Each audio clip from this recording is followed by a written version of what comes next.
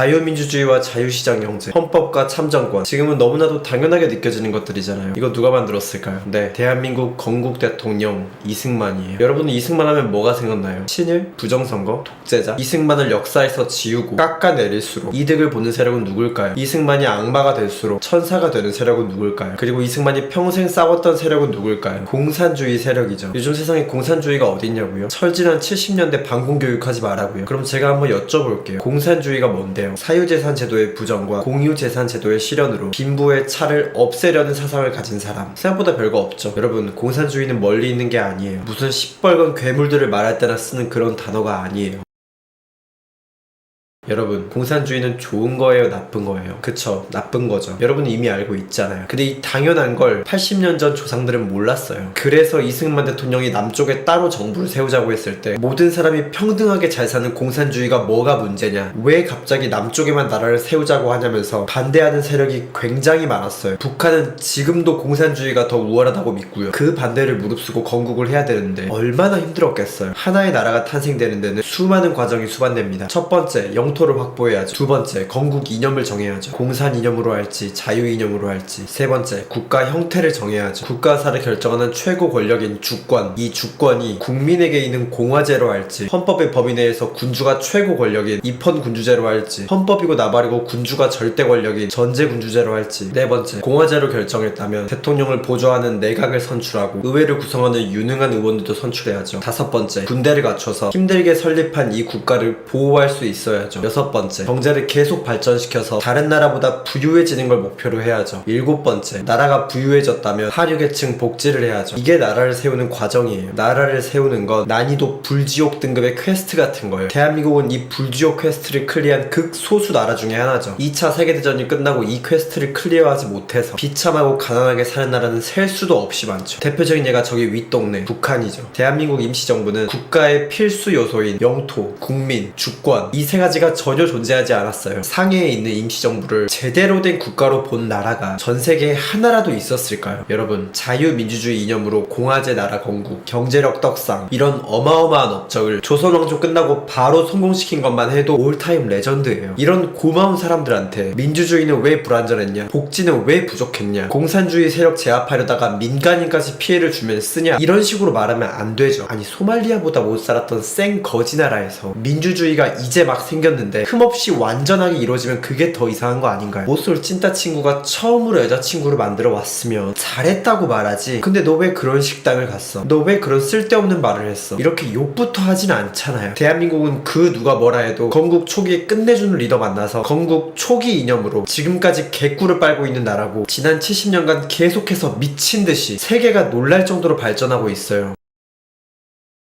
조선과 대한민국은 전혀 다른 나라예요. 두 나라 사이에는 36년간의 벽이 있는데 바로 일제시대죠. 대한민국은 조선 같은 절대 권력도 없고 조선처럼 계급사회에 기반해서 같은 민족을 노예로 삼지도 않아요. 상업과 기술을 개차반처럼 여기는 산업공상도 없어요. 오히려 상공을 가장 우대하죠. 조선에는 인권, 개인, 자유라는 단어조차 없었고 칠거지약 같은 거 따르면서 아들을 못 낳으면 여자를 쫓아내기도 했어요. 여성 인권 그딴 게 어디 있어요. 애초에 인권이 없는데. 한 명이 잘못하면 죄 없는 가족들도 싹 다 목 잘라 죽이는 것도 빈번했죠. 길거리에 똥오줌 가득하고 굶어 죽는 거 허다하고 정치 제도, 경제 구조, 사법 시스템, 교육, 삶의 질까지 조선과 대한민국은 하나부터 10까지 엄연히 다른 나라예요. 근데 조선이랑 똑같이 살고 있는 나라는 하나 있죠. 그것도 가까이에요. 그쵸, 북한이죠. 그 정도는 아니라고요. 최근까지도 중학생들 한국 드라마 본다는 이유로 단체로 총살시키고 아직도 음식물 쓰레기 같은 거 먹으면서도 하루에 수십 명씩 굶어 죽고. 뭐가 달라요? 북한은 조선과 비슷하지만 대한민국은 조선과 달라요. 비교조차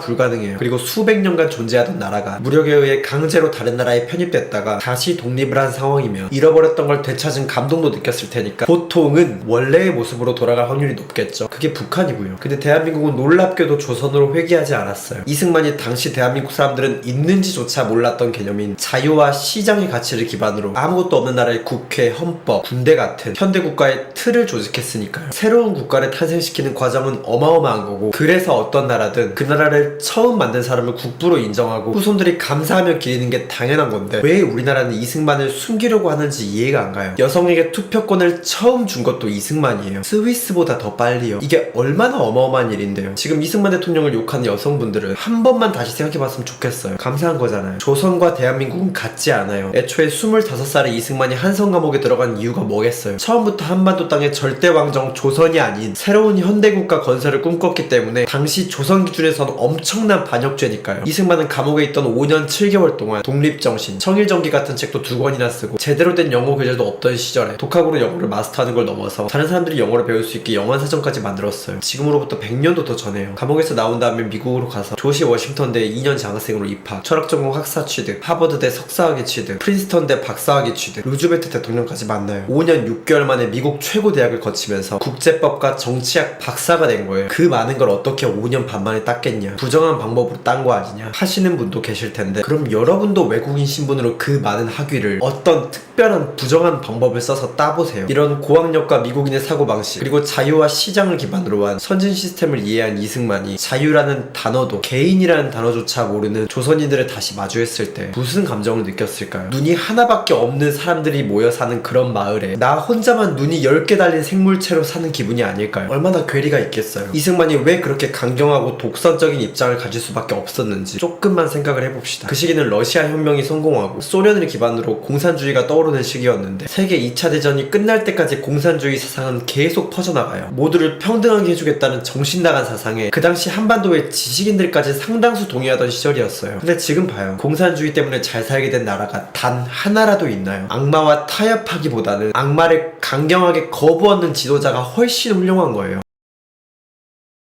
여러분 이게 뭔지 아세요? 이승만이 폭파시켰다는 한강 인도교예요. 북한군 진격 속도를 늦추려고 폭파시켰다가 국민 800명이 죽었다는 그 달이요. 그래놓고 이승만은 미리 후방으로 튀고 서울시민 여러분 안심하세요. 적은 도망가고 있습니다. 라는 거짓 방송까지 했다. 이게 여러분이 알고 있는 내용일 거예요. 그래서 흔히 런승만이라고도 불리죠. 근데 이거 거짓말이에요. 그냥 거짓말도 아니고 그냥 싹 다 거짓말이에요. 이승만은 다리를 폭파하라고 한 적도 없고 그런 방송을 한 적도 없어요. 그리고 다리 위에서 무고한 국민들이 사망한 일도 없어요. 그럼 이 사진은 뭐냐고 하실 텐데 이거는 한강 인도교가 아니라 AP통신 기자가 대동강 철교 피난민을 찍은 거예요. 여러분 쉽게 생각을 해봐요. 쉽게. 한강 인도교가 폭파된 건 6월 28일 새벽 2시 반쯤 서울이 막 북한한테 넘어갔을 때예요. 그런데 딱 그 시기에 4,000명이 한꺼번에 다리를 건너고 있었다는 건데 인터넷은 고사하고 전화나 뉴스조차 없던 시절에 그것도 3일 만에 그것도 4,000명이 그것도 동시에 한강 인도교를 건넌다는 게 말이 안 되잖아요. 게다가 명령을 내린 쪽도 자국민 학살에 대한 죄책감이 전혀 없고 명령을 실행한 쪽도 자국민 학살에 대한 죄책감이 전혀 없는다는 게 말이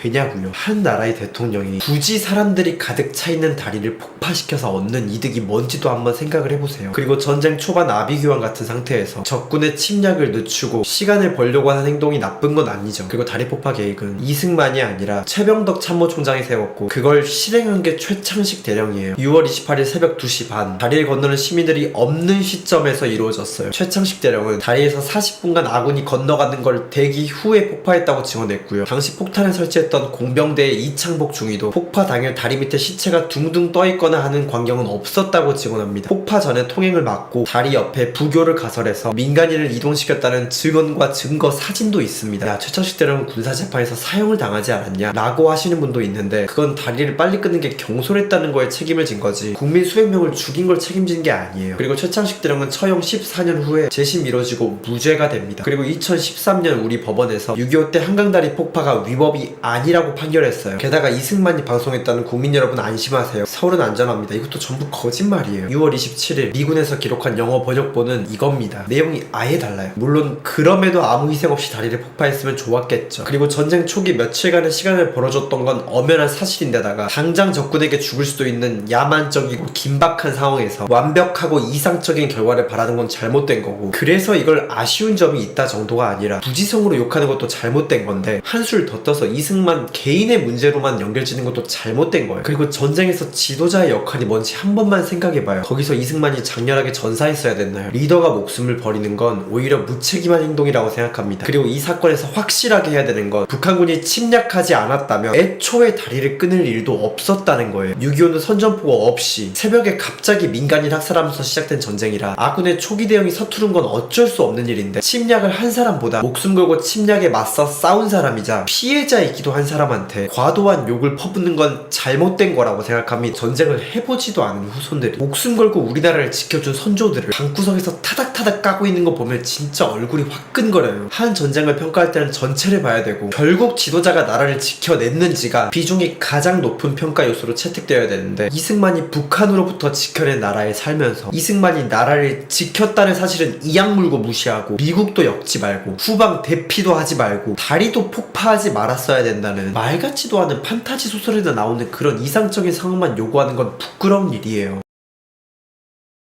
이승만은 친일파가 아니에요. 독립운동가였죠. 해방 후에 일본과 엮여있는 사람들도 내각에 들이기는 했지만 그건 일본이 아니라 대한민국을 위한 일이라고 생각해요. 그 당시 나라를 만들고 굴리려면 입법, 사법, 행정, 교육 이런 영역에서 검증된 전문가가 필요한데 철저하게 일본이랑 단 1%도 안 엮여있는 사람을 고르는 건 불가능에 가까웠어요. 당시 조선인 평균 수명은 40년 될까 말까였고 일본이 36년간 통치했으니 기성세대가 바뀌었겠죠. 이 사람들 대부분이 태어나 보니 일본이 나라인 사람들이고 일본인으로 배우고 자랐을 거잖아요. 당연히 자연스럽게 각종 일본 회사나 관공서, 각자의 사업장 등등 일본 사회에 진출해서 치열하게 살았을 거고, 정상적인 사회활동을 하다 보면 당연히 직접적으로든 간접적으로든 일본과 엮이는 일이 엄청 많을 수밖에 없잖아요. 생계형 친일과 권력형 친일을 나누는 게 이렇게나 어려운 거예요. 사회에서 생산성을 많이 낸 사람일수록 친일 의심에서 빠져나가기는 어려웠을 거라는 거죠. 그럼에도 이승만은 첫 내각의 대부분을 독립운동가로 구성했어요. 시간이 지나고 국가를 위해서 어쩔 수 없이 일본과 엮인 사람들도 구성을 한 거죠. 심지어 이승만은 독도를 우리나라로 편입시킨 주인공인데 이 정도면 반일 투사 맞지 않나요? 여러분, 독립운동하면 뭐가 떠올라요? 일본군한테 폭탄 던지고 총 쏘는 거? 근데 꼭 이런 것만 독립운동이 아니에요. 실제로 1945년에 일본이 패망한 데에는 우리의 무장투쟁은 한반도 해방의 핵심적이고 결정적인 역할은 아니었어요. 미국의 핵폭탄 2방이 결정적이죠. 미국의 핵폭탄 2방이 결정적이죠. 물론 무장투쟁도 그 의미는 있었다고 생각을 해요. 하지만 이승만은 당장 폭탄으로 일본군 몇 명 죽이는 것보다 외교를 잘해서 미국을 끌어당겨야 된다는 걸 정확하게 꿰뚫고 그걸 실행까지 한 사람이에요. 이승만은 임시정부 대통령까지 맡으면서 사람들한테 무장투쟁 기반의 독립운동의 한계를 계속 설명했지만 받아들여지지 않고 갈등만 심화가 되니까 임시정부와 결별하고 혼자 미국에 날아가서 외교 기반 독립운동을 시작해요. 세계 최강대국과 밀당하러 간 거죠. 폭탄을 터뜨리는 과격한 액션은 눈에 잘 보이지만 스마트한 대화가 오가는 줄다리기는 눈에 잘 안 보이죠. 그래서 아무래도 이승만의 독립운동은 사람들 기억 속에서 잊혀지는 것 같아요. 정작 한반도 해방에 가장 큰 도움이 되는데 말이에요. 펜은 칼보다 강합니다. 미국에서 책도 내고 방송도 출연하고 미국 유명 정치인 만나면서 친분도 쌓고 미국뿐만 아니라 전 세계의 한반도의 독립을 호소했어요. 그리고 한인 기독학교를 통해서 해외에 있는 우리 동포들을 교육시키고 계몽시켰죠. 이승만이 미국에서 보낸 시간은 35년이에요. 이 기간에 이승만이 쓴 기록을 보면 일본 제국주의 비판으로 가득합니다. 아주 그냥 가득해요. 일본으로부터 독립된 국가를 세우려는 기록들도 뻔히 보이는데 왜 이건 애써 무시하면서 이승만을 친일파로 몰아가요. 1941년에는 재팬 인사이드 아웃이라는 책을 냈는데 일본이 미국을 공격할 거란 걸 정확히 예측해서 미국인들을 경악시켰고, 이 책은 당시 미국에서 정말 유명한 베스트셀러가 됩니다. 총과 폭탄이 아니라 펜만 들었을 뿐이에요. 일본이 침략할 걸 알고 미리 미국에 고발하며 누구보다 치열하게 일본과 투쟁한 일생을 두고 친일파라뇨. 아무리 악마로 보고 싶어도 이건 아닌 것 같은데. 독립운동가에는 세 부류가 있어요. 첫 번째, 과거 조선으로 돌아가 독립하려는 사람들. 두 번째, 새로운 공산주의 국가로 독립하려는 세력들. 세 번째, 새로운 자유민주주의 국가로 독립하려는 세력들. 독립운동가들을 평가할 때는 일본에 맞선 사실만 갖고 존경하면 절대 안 돼요. 악마 같은 김일성도 일본에 치열하게 맞섰던 독립운동가였고 고천보에서 일본과 전투를 벌인 업적도 있으니까요. 어떤 나라를 꿈꾸면서 독립운동을 했느냐가 가장 중요하다는 거죠. 이승만은 바로 세 번째, 자유민주주의 국가로의 독립을 위해 싸웠던 사람 사람이에요. 첫 번째, 두 번째 부려와 이승만을 똑같이 존경할 수는 없는 거예요. 이승만의 독립운동은 결코 순탄하진 않았어요. 프린스턴대 의사였던 우드로 윌슨 대통령한테 대한민국 임시정부 승인을 요청했고 파리 강화회의에 참석하려고 여권까지 발급했는데 승인이 나지 않았죠. 그리고 3년 뒤 워싱턴 회담 전에 하딩 미국 대통령한테 대한민국 독립청원서를 보냈지만 또 무시를 당했어요. 요즘 일본이랑 잘 지내는데 왜 이간질하냐는 게 미국의 입장이었죠. 이승만은 지금이야 그렇지 나중에는 일본이 본색을 드러낼 거다 라고 했지만 계속 무시만 당했고요. 하지만 10년이 흐르고 일본은 진짜로 만주를 침공하고 이승만은 제네바 국제회의에 참석하기 위해서 미국 국무부에 다시 여권을 신청합니다. 국무장관은 와 네 말이 맞았음 하면서 바로 특별 여권을 발급해줍니다. 이후에도 이승만은 태평양 패권을 두고 계속해서 일본이 침공할 거라고 경고를 합니다. 미일 전쟁이 코앞이라는 예측을 한 재팬 인사이드 아웃도 이때 출간되었고 놀랍게도 6개월 후에 일본은 실제로 미국을 침공합니다. 하지만 이런 기여에도 불구하고 국무부 장관 특별보좌관인 엘저히스한테 막혀가지고 임시정부 승인도 막히고 군사지원도 못 받았죠. 이승만은 미국이 우리를 독립시켜주지 않으면 소련이 한반도 다 먹고 세력을 확대할 거라고 경고를 했는데 계속 무시만 당해요. 근데 아니나 다를까 엘저히스는 소련의 간첩으로 드러납니다. 그리고 소련은 미국과 적대관계로 변해서 6.25 전쟁의 원흉이 되었으니 이승만의 경고가 또 맞은 거죠.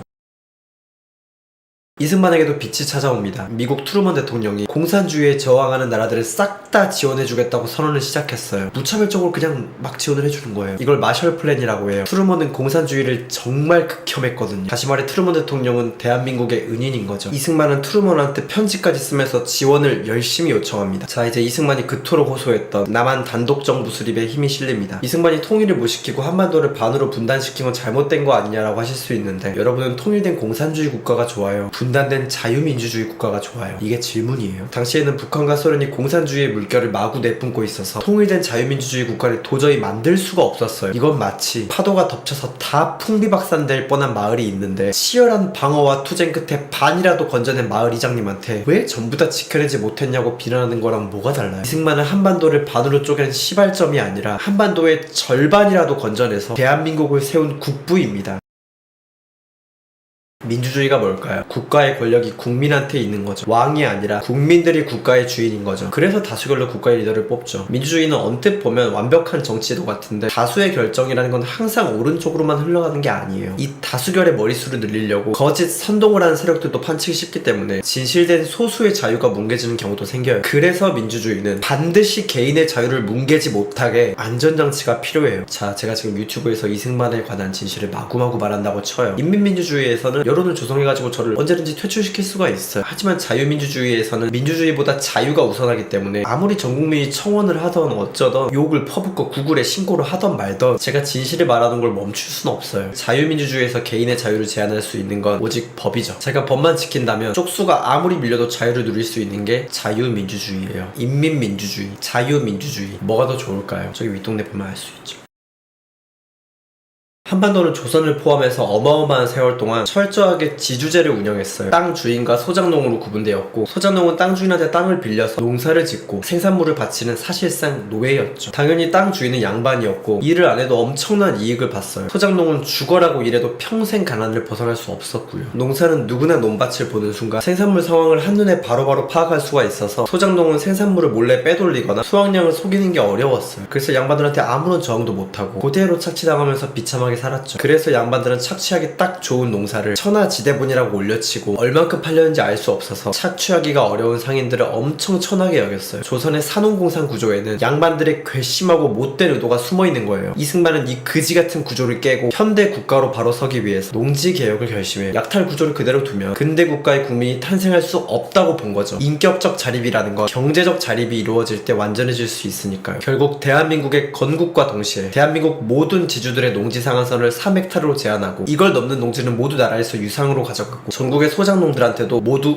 유상으로 나눠줍니다. 당장 돈이 없는 소장농들한테는 앞으로 생산되는 생산물로 차근차근 갚으라고 했죠. 당연히 기존 지주들은 국가한테 땅이 강제로 팔려나가고 땅값도 충분하게는 못 받았지만 그만큼 세금 혜택을 받고 국가 사업에 우선 참여권을 부여받는 방식으로 보상을 받았죠. 재밌는 건 김일성도 농지개혁을 했는데 이승만과 다르게 지주들의 농지를 무상으로 가져가서 무상으로 분배했어요. 언뜻 보면 되게 좋아 보이죠. 근본부터 달라요. 이승만이 농지 농지를 개혁하면서 유상으로 가져가고 유상으로 나눠준 이유는 개혁의 과정 와중에도 국민의 사유재산권을 절대적으로 존중했기 때문이에요. 농지개혁의 본질 자체가 자유시장 경제의 핵심인 사유재산권 개념 주입이었거든요. 반대로 김일성은 사유재산권을 완전히 짓밟은 무상몰수, 무상분배 방식을 선택했죠. 이승만은 사유재산을 잘 세팅해 자유시장 경제 국가 건설이 가능하다는 관점이었고, 김일성은 사유재산을 확실하게 무너뜨려야 공산국가 건설이 가능하다는 관점이었죠. 두 지도자는 토지를 바라보는 관점이 완전히 반대였어요. 완전히. 어쨌든 북한 서민들은 땅을 무상으로 받았으니까 좋은 거 아니냐 하실 수 있는데, 김일성은 이거 너네 땅 아닌데 왜 막 달라고 하냐? 니네가 무슨 자격이 있냐? 이러면서 말을 바꿨고 경작권만 줍니다. 애초에 땅을 소유해본 적도 없는 북한의 농민들은 김일성이 정당한 대가 없이 뺏은 땅에 대해서 소유권을 주장할 수도 없었고, 부자도 아닌 서민들이 세금을 무려 40% 넘게 내면서 노동을 합니다. 지주가 민간인에서 김일성으로 바뀐 것 뿐이지 달라진 게 아무것도 없었어요. 결국 김일성은 경작권마저 뺏어버립니다. 그리고 북한의 모든 땅은 김일성 공산당의 손아귀에 넘어갔죠. 농민들한테 아주 잠깐 동안 토지를 소유한 것 같은 착각을 하게 하면서 기존 지주들의 토지 소유권을 싹 다 먹어버린 희대의 기만 사기 정책이죠. 인간은 정당한 대가를 주고 얻은 거에 진정한 사유재산이라는 인식을 한다. 이승만과 김일성 둘 다 이걸 정확하게 알고 있었어요. 그래서 김일성은 국민들한테 정당한 대가 없이 땅을 나눠줬고, 그래서 이승만은 국민들한테 정당한 대가를 치르게 하고 땅을 나눠줍니다. 한 명은 더 없는 악마 새끼고 한 명은 진정으로 나라를 생각한 국부죠. 이승만 덕분에 농지개혁 이후에 소작농들은 대부분 자작농으로 바뀌고, 한반도 역사상 처음으로 진정한 하층민을 위한 개혁이 이루어집니다. 수천 년간의 패러다임이 바뀐 거죠. 지주와 종놈이라는 지긋지긋한 신분제 개념이 소멸되고, 서민들은 독립하여 자영농을 이루고 가정을 꾸리고 미래를 꿈꾸고, 내 땅이니까 생산성도 비교할 수 없을 정도로 늘어나요. 기존의 부패한 특권층을 획기적으로 없애버렸고, 이승만은 국민들한테 말 그대로 국부였어요. 소수의 지주보다 다수의 농민들을 자신의 지지 기반으로 만들었으니까요. 스마트하죠. 그리고 2년 뒤에 북한의 침략이 시작되고 농지개혁의 버프는 극대화됩니다. 내 땅을 갖게 된 국민들이 대한민국을 지키기 위해 충성을 다했거든요. 실제로 북한은 서울을 점령하고 잠깐 공격을 멈춘 채 대한민국 국민들이 봉기하기를 기다려봤는데 당연히 그럴 기미가 안 보였죠. 이승만은 어디까지 내다본 걸까요?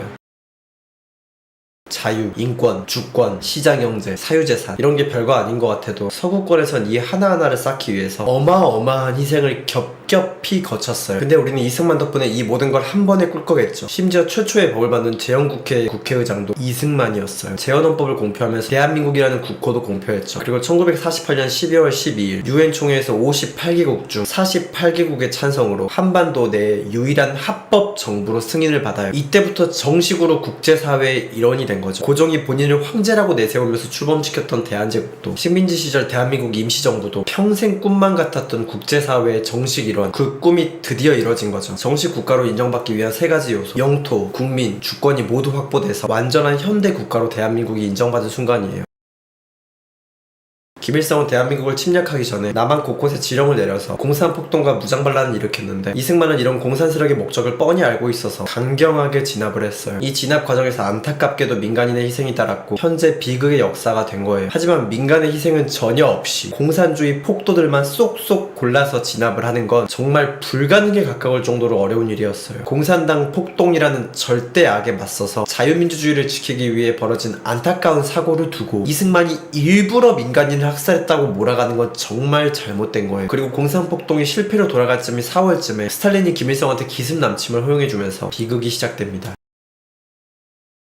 이승만은 도망치지 않았어요. 전쟁 중 단 한순간도 한반도를 떠난 적이 없어요. 이승만은 처음부터 끝까지 유엔군과 소통하면서 전쟁을 지휘했어요. 결국 승리로 이끌었고요. 이승만이 탄생시키고 지켜낸 나라에서 세계 최고 수준의 삶의 질을 누리며 사는 국민들이 이승만을 욕하는 지금의 현실이 참혹합니다. 이승만의 업적 중에서 지금까지도 우리에게 직접적인 영향을 미치는 게 있어요. 바로 한미 상호 방위 조약. 이승만은 6.25 전쟁이 끝나갈 때 미국한테 말했어요. 우리가 휴전을 하더라도 미국과 한국은 반드시 동맹을 이어나가야 된다. 미국은 당연히 싫어했죠. 소말리아보다 못 살던 생 거지 나라에 딱히 얻을 게 없기도 했고 오랜 전쟁에 지치기도 해가지고 다른 나라 사정에 간섭하지 말자는 여론이 세기도 했거든요. 근데 이승만은 미국이 없다면 대한민국의 미래는 없다고 생각했어요. 북한이 분명 또 쳐들어올 테니까요. 그래서 미국과 방위 조약을 맺으려고 계속 노력해요. 미국도 한국이 필요할 거라는 등, 한반도는 전략적으로 중요한 위치라는 등. 하지만 미국은 여전히 싫은 데를 고수했었죠. 그래서 이승만은 도박을 합니다. 공산주의에 적대적이었던 포로들을 석방해버린 거예요. 휴전협정에서 가장 가장 중요한 문제인 포로 문제를 이승만이 자기 마음대로 처리해버리니까 미국은 엄청 열받았죠. 근데 미국 내에서도 반공산주의 포로들을 석방한 건 잘한 일이라는 그런 여론이 생성이 됐고 국부대적 버프랑 뭐 엄청난 지지를 받았던 이승만은 함부로 대할 수 없었죠. 그래서 이승만은 미국한테 둘 중 하나 고르라고 개세게 나갑니다. 1번 다시 북한으로 진격하면서 자유민주주의 국가로 통일 시도 고고. 2번 휴전을 할 거면 한미 상호 방위 조약 하셈. 결국 미국이 그 말도 안 되게 불리한 조약에 사인을 하게 만듭니다. 그래서 한국과 미국은 무기한 혈맹이 되죠. 이건 마치 빌 게이츠랑 율루카스가 어려울 때 서로 돕자는 조약처럼 어처구니가 없는 건데 이걸 성사시킨 거예요. 전교에서 제일 싸움 잘하는 애랑 싸움 더럽게 못하는 애가 조약을 맺은 거랑 다른 게 없어요. 한쪽이 일방적인 수혜를 입는 세상에서 가장 불평등한 조약이죠. 그리고 대한민국은 이 조약을 기반으로 개떡상을 시작합니다. 이승만의 외교는 잘한다의 수준이 아니에요. 정점입니다.